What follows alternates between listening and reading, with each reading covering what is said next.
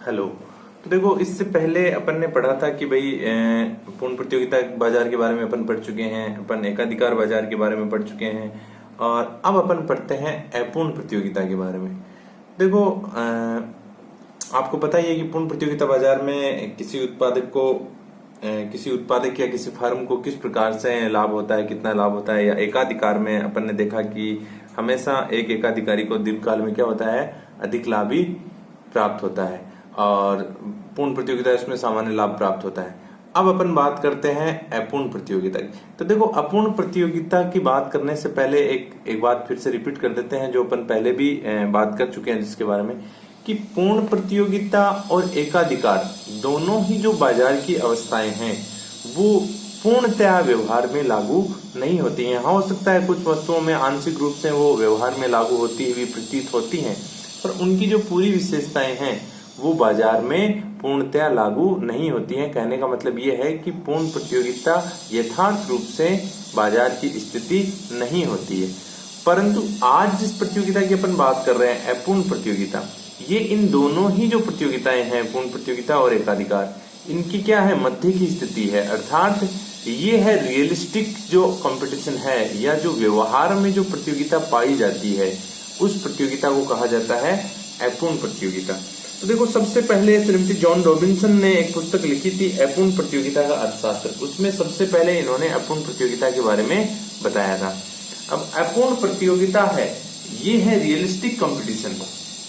तो इस प्रतियोगिता में क्या होता है, जो पूर्ण प्रतियोगिता और एकाधिकार है, उन दोनों की जो विशेषताएं हैं उनका कहीं ना कहीं थोड़ा थोड़ा अंश पाया जाता है, या उनका आंशिक समावेश पाया जाता है। तो इस आधार पे फिर प्रोफेसर चैम्बरलिन ने कहा था, एकाधिकारात्मक प्रतियोगिता की धारणा अर्थशास्त्र की जो परंपरागत विचारधारा है, जो ट्रेडिशनल जो थ्योरी है, और व्यक्तिगत जो कीमतें हैं, प्रतियोगिता के अंतर्गत, एकाधिकार के अंतर्गत व्याख्या की जाती है। अर्थात पूर्ण प्रतियोगिता, और कहने का मतलब इनका यही हुआ कि पूर्ण प्रतियोगिता और एकाधिकार है, उनकी जो विशेषताएं हैं उनका समावेश ही क्या है, अपूर्ण प्रतियोगिता कहलाता है। ये दो जो चरम बाजार हैं, चरम बाजार कौन से हुए, एक तो हुआ पूर्ण प्रतियोगिता बाजार और एक हुआ एकाधिकार बाजार। इन दोनों चरम बाजारों की मध्य स्थिति को क्या कहा जाता है, अपूर्ण प्रतियोगिता कहा जाता है। वास्तविक जगत के क्या है, निकट की प्रतियोगिता है। अब देखो, इस प्रतियोगिता में अपन बात करेंगे आगे, मैं एग्जांपल बताऊंगा, आप लोगों को अच्छे से समझ में आ जाएगा बिल्कुल कि अपूर्ण प्रतियोगिता वास्तविक जो अर्थशास्त्र है, या वास्तविक जो स्थिति होती है अर्थव्यवस्था की, उसके अधिक निकट किस प्रकार से है। तो इसकी जो विशेषताएं हैं, सबसे पहली जो विशेषताएं है अपूर्ण प्रतियोगिता, ये प्रतियोगिता रियलिस्टिक होने के कारण बहुत ही इंपॉर्टेंट भी है। एग्जाम में बहुत क्या हमेशा ही इसका क्वेश्चन एग्जाम में आपको मिलेगा ही मिलेगा। तो देखो, इसकी सबसे पहली जो विशेषताएं है वो है, इसमें फर्मों की संख्या अधिक होती है। अब देखो, फर्मों की अधिक संख्या, देखो फर्मों की अधिक संख्या से क्या तात्पर्य हुआ। फर्मों की अधिक संख्या तो अपन बात करते हैं पूर्ण प्रतियोगिता में भी पाई जाती है, परंतु पूर्ण प्रतियोगिता में अपने विशेषता ये थी कि असंख्य फर्में पाई जाती हैं। असंख्य मतलब जिसको संख्या में ही गिना ना जा सके, जबकि व्यवहार में ऐसा नहीं होता है। जबकि अपूर्ण प्रतियोगिता है, उसमें ये विशेषता है कि फर्मों की अधिक संख्या पाई जाने का मतलब क्या हुआ कि यहाँ देखो, कम से कम 3 और अधिक से अधिक 25-30 तक फर्में व्यवहार में पाई जाती हैं। तो फर्मों की अधिक संख्या का जो विशेषता है, उसका मतलब यही है, कम से कम 3। क्यों? अगर एक फर्म होगी तो एकाधिकार हो जाएगा। इससे पहले जो बाजार की अपन स्थिति पड़ी थी, उसमें एकाधिकार की यही तो मुख्य विशेषता थी कि उसमें एक ही फर्म होती है, एक ही उद्योग होता है। तो एक अगर फर्म होगी तो वो एकाधिकार हो जाएगा, तो एकाधिकार नहीं हो सकता। ये जो अपन प्रतियोगिता पढ़ रहे हैं, इसमें एकाधिकार की स्थिति होती नहीं, वो तो अलग से विचार जा रहा है।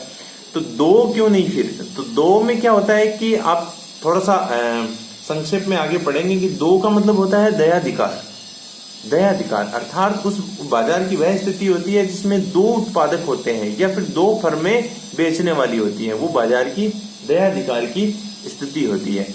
तो देखो, यहाँ फर्मों की अधिक संख्या का मतलब है कि फर्में 3 या 3 से अधिक परंतु इतनी नहीं कि आप गिन ही नहीं सको, इतनी भी नहीं होती है। व्यवहार में आमतौर पे अपन देखेंगे, मैं एग्जाम्पल लूंगा तो आपको अच्छे से पता चल जाएगा कितनी फर्में हो सकती हैं। तो 3 से अधिक और 20-25 तक फर्में जिस बाजार में होती हैं वो क्या होता है, अपूर्ण प्रतियोगिता बाजार होता है। अब देखो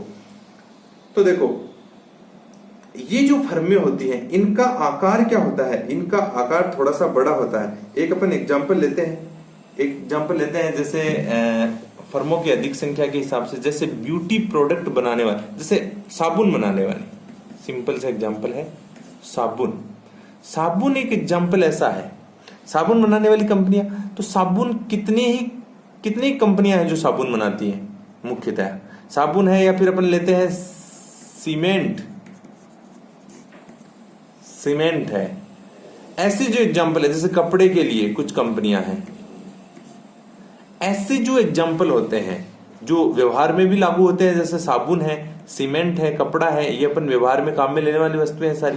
तो ये जो वस्तुएं हैं इनमें क्या होता है कि कितनी टाइप की साबुन होती है, जैसे लक्स साबुन है, जैसे लाइफबॉय साबुन है, जैसे पियर साबुन है, ऐसे कुछ एक फर्में ही होती हैं। अपन 20-25 के ही नाम मैक्सिमम गिन सकते हैं, और लगभग होती भी इतनी ही है बाजार में, 20-25-30 मान लो, इतनी ही क्या होती है बाजार में फर्में होती हैं। तो फर्मों की संख्या इतनी कम भी नहीं होती है और बहुत ज्यादा, देखो बहुत ज्यादा तो किसमें होती है, पूर्ण प्रतियोगिता में बहुत ज्यादा फर्में होती है, और एकाधिकार में एक ही फर्म, तो इसके बीच की स्थिति हो गई ना, इसलिए इसको अपूर्ण प्रतियोगिता या रियलिस्टिक कंपटीशन कहा जाता है। तो पहली विशेषता तो ये हो गई कि बाजार में फर्मों की संख्या कितनी होती है। तो फर्मों की लिखा हुआ ऐसे होता है कि फर्मों की संख्या अधिक का मतलब ये हुआ कि 1 या 2 से अधिक फर्में होती है बाजार में, और फर्में कोई बहुत बड़ी भी नहीं होती है, इतनी कोई बहुत बड़ी फर्में नहीं होती है, फर्मों का आकार इतना ज्यादा बड़ा भी नहीं होता, पर इतनी छोटे आकार की भी फर्में नहीं होती हैं। जैसे साबुन की जो कंपनियां हैं वो इतनी छोटी भी नहीं है तो इतनी बड़ी भी नहीं है। अब दूसरी जो विशेषता है इस बाजार की वो है विभेदीकृत वस्तुएं। विभेदीकृत का क्या मतलब हुआ, विभेदीकृत का मतलब है कि थोड़ा बहुत विभेद पाया जाता है। अब देखो यही एग्जांपल रखते हैं सेम ही साबुन वाला, तो हर एक कंपनी है, जैसे एक लक्स कंपनी है जो साबुन बनाती है, लक्स साबुन है, एक लाइफबॉय साबुन है, ये पियर साबुन है, ऐसे कुछ क्या है साबुन बनाने वाली कंपनियां हैं। तो देखो आपने देखा होगा कि हर एक फर्म की जो साबुन है उसमें क्या है, वस्तु विभेद है। लक्स साबुन अलग प्रकार का होगा, उसमें अलग स्मेल आएगी, मतलब अलग खुशबू आएगी। लाइफबॉय अलग होगा, उसकी पैकिंग अलग होगी, उसकी डिजाइन अलग होगी, उसका कलर अलग होगा, उसकी जो खुशबू है उसमें वो अलग होगी। वैसे ही पियर्स है वो अलग साबुन होगी। तो कहने का मतलब ये है कि वस्तुओं में क्या पाया जाता है, विभेद पाया जाता है। वस्तुएं एक जैसी नहीं होती हैं, डिजाइन में, रंग रूप में, सुगंध में, या फिर उनकी झाग देने की जो प्रक्रिया है उसमें, हर एक चीज में क्या होता है, डिफरेंस पाया जाता है। तो फर्में इस प्रकार की वस्तुओं का उत्पादन करती हैं कि जो दूसरी फर्म है बाजार में, जो दूसरी फर्म है उससे उनकी वस्तु क्या नहीं हो, एक जैसी समरूप नहीं हो, विभेदीकृत वस्तु हो। ये रंग में हो सकती है, आकार, गुणवत्ता, पैकिंग, ऐसे बहुत सारे प्रकार होते हैं जिनमें क्या होती है, वस्तुओं में विभेद पाया जाता है। जैसे अपन आमतौर पे पेस्ट लेते हैं, टूथपेस्ट, तो देखो पेस्ट होता है, जैसे कोलगेट है, जैसे पतंजलि है, या और भी बहुत सारे पेस्ट हैं, जैसे डाबर का है, या फिर अपन बात करते हैं वीको का है, ऐसे बहुत सारे पेस्ट होते हैं। तो उनमें क्या होता है, उनका स्वाद भी अलग होता है, उनका कलर भी अलग होता है, हर एक का। तो क्या हो गया, वस्तुओं में विभेद हो गया। तो इस प्रकार क्या करती है वस्तुएं, विभेदीकृत वस्तुओं का उत्पादन करती है। अब देखो इसी विभेदीकृत में एक चीज और होती है कि इसमें विज्ञापन वे बहुत ज्यादा पाया जाता है। मुख्यतः देखा जाए तो ये इसकी विशेषता ही होती है, अपन इसको विशेषता में गिनते हैं कि विज्ञापन वे, ये जो बाजार है अपूर्ण प्रतियोगिता बाजार, इसकी एक मुख्य विशेषता ये है कि इसमें विज्ञापन वे बहुत अधिक होता है। विज्ञापन मतलब एडवर्टाइजमेंट। जैसे अपन बाजार में देखते हैं बहुत सारी वस्तुएं हैं, और बहुत सारी वस्तुएं ऐसी भी हैं जिनका कोई एडवर्टाइजमेंट नहीं होता है, और बहुत सारी वस्तुएं ऐसी भी हैं जिनका बहुत ज्यादा एडवर्टाइजमेंट पाया जाता है। जैसे अपन साबुन का ही देखते हैं आमतौर पे, देखो साबुन के बहुत सारे विज्ञापन आते हैं, टीवी में आते हैं, न्यूज़पेपर में आते हैं, तो इलेक्ट्रॉनिक्स मीडिया हो चाहे प्रिंट मीडिया हो, कोई सा भी मीडिया हो, तो यहाँ ये लोग क्या करते हैं, होर्डिंग्स लगाते हैं बड़े बड़े अपने विज्ञापन करने के लिए। तो अपनी वस्तु को अलग दिखाने के लिए या बाजार पे आधिपत्य स्थापित करने के लिए, अपने वस्तु को ज्यादा बेचने के लिए फर्में क्या करती हैं, विज्ञापन का सहारा लेती हैं, और विज्ञापन पे बहुत ज्यादा क्या करती हैं, खर्चा भी करती हैं। क्योंकि देखो क्या होता है कि इन सब का लगभग ये जो वस्तुएं हैं, इनका जो निकल के आता है, निचोड़ निकल के आता है, या इनका जो परिणाम होता है वो सबका एक ही जैसा होता है लगभग। तो एक ही जैसा परिणाम जिन वस्तुओं का हो तो उनके लिए फिर बेचने के लिए प्रतिस्पर्धा होगी, तो प्रतिस्पर्धा में फिर विज्ञापन भी करवाया जाएगा कि हमारी वस्तु के गुण ज्यादा अच्छे हैं, हमारी वस्तु ज्यादा बेटर है, ये जो वस्तु है। तो इस प्रकार क्या करती है वस्तुओं को अलग दिखाया जाता है और विभेद किया जाता है हर एक वस्तुओं में, और वो विभेद बताया जाता है कि हमारी वस्तु इस वस्तु से अधिक श्रेष्ठ है। इस प्रकार विभेदीकृत वस्तुओं की बात हो गई, विज्ञापन व्यय की बात हो गई। और देखो एक अगली जो विशेषता है कि इस बाजार में फर्मों का प्रवेश एवं बहिर्गमन, देखा जाए तो फर्मों का प्रवेश व बहिर्गमन, फर्मों का प्रवेश और बहिर्गमन का मतलब है फर्में बाजार में एंट्री करती हैं और फर्में बाजार से एग्जिट कैसे करती हैं। तो देखो फर्में जब तक उनको क्या हो रहा है, लाभ हो रहा है, तब तक बाजार में रहेंगी। अगर फर्मों को बाजार में हानि होने लगे, वो जो वस्तु का निर्माण कर रही हैं और उसको बेच रही हैं, उसको उनको लाभ नहीं प्राप्त होगा, तो फर्में क्या करेंगी, बाजार को छोड़कर जा भी सकती है। तो देखो जैसे पूर्ण प्रतियोगिता में अपन ने बात की कि फर्मों के प्रवेश और बहिर्गमन की स्वतंत्रता पाई जाती है, स्वतंत्रता यहां भी पाई जाती है, पर देखो इतना आसान प्रवेश करना भी नहीं होता है। ऐसे थोड़ा ना है जैसे कि एक परचून की दुकान तो कोई भी कभी भी खोल सकता है, पूर्ण प्रतियोगिता के अधीन अपन ने बात की थी।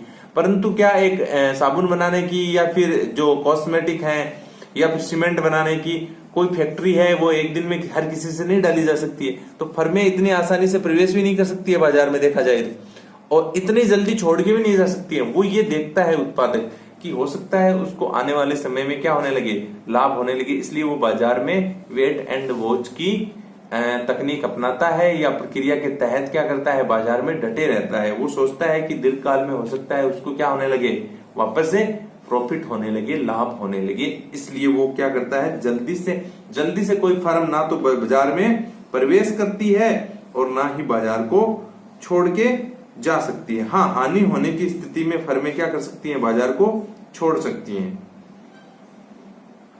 और यहाँ एक वर्ड आता है कि फर्में एक समूह के रूप में पाई जाती हैं। यहाँ एक समूह है, समूह शब्द को बहुत इंपॉर्टेंस दी गई है इस बाजार में, है ना।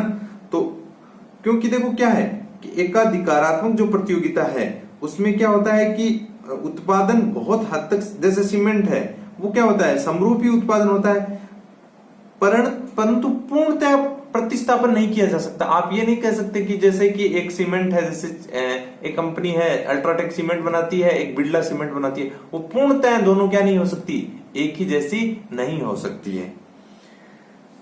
और एक ये है कि विक्रय लागतों में क्या पाई जाती है, भिन्नता पाई जाती है, क्योंकि बाजार की संरचना समरूप नहीं होती है। या ये होता है कि भाई विक्रय लागतें ऐसी होती है कि कोई तो एडवर्टाइजमेंट पे बहुत ज्यादा खर्च कर रहा है, किसी की पैकेजिंग बहुत अच्छी है, तो ये हो सकता है कि विक्रय की जो लागतें हैं, ये बेचने की लागतें आती है सारी, कि वस्तु को किस प्रकार बाजार में बेचा जाए। तो विक्रय लागतों में जरूरी नहीं है कि समरूपता ही हो, कईयों की विक्रय लागतें, बेचने की लागतें अधिक भी हो सकती हैं, कईयों की कम भी हो सकती हैं। और गैर कीमत प्रतिस्पर्धा भी पाई जाती है। गैर कीमत प्रतिस्पर्धा क्या होती है, ये नहीं है कि जैसे कि पियर्स साबुन है या अल्ट्राटेक जो सीमेंट है उसकी कीमत मान लेते हैं 350 रुपए है पर बैग, तो जरूरी नहीं है कि दूसरी जो कंपनी है, जैसे चेतक जो कंपनी है या कोई और भी कंपनी हो, जैसे बिरला की कोई सीमेंट हो, तो जरूरी नहीं है कि उसकी भी प्राइस हो वो समरूप ही हो सकता है वो 300 रुपए में पर बैग के हिसाब से बेच रहा हो। तो यहाँ एक विशेषता ये है कि प्रतिस्पर्धा जरूर पाई जाती है, दोनों कंपनियां एक दूसरे से आगे निकलने की होड़ में रहती हैं, पर गैर कीमत होती है। कि कीमत की प्रतिस्पर्धा नहीं है कि इसकी कीमत कम है तो ये भी कीमतें कम कर देगा। तो इस प्रकार ये कुछ क्या है, इस अपूर्ण प्रतियोगिता बाजार की विशेषताएं हैं। और देखा जाए तो ये प्रतियोगिता व्यवहार में बहुत हद तक क्या करती है, बहुत हद तक बाजार में यही प्रतियोगिता पाई जाती है। आप थोड़ा सा मनन करना, सोचना, ऐसे बहुत सारी वस्तुएं ऐसी होती हैं अपन अपने व्यवहार में, जैसे एकाधिकार है तो बिल्कुल ना के बराबर एकाधिकार है, कोई ना कोई सब्स्टिट्यूट। अपन जिन वस्तुओं अपन ने बात की थी एक दो एग्जांपल की, तो एकाधिकार वहीं तक सीमित है, अर्थात एकाधिकार बहुत कम पाया जाता है।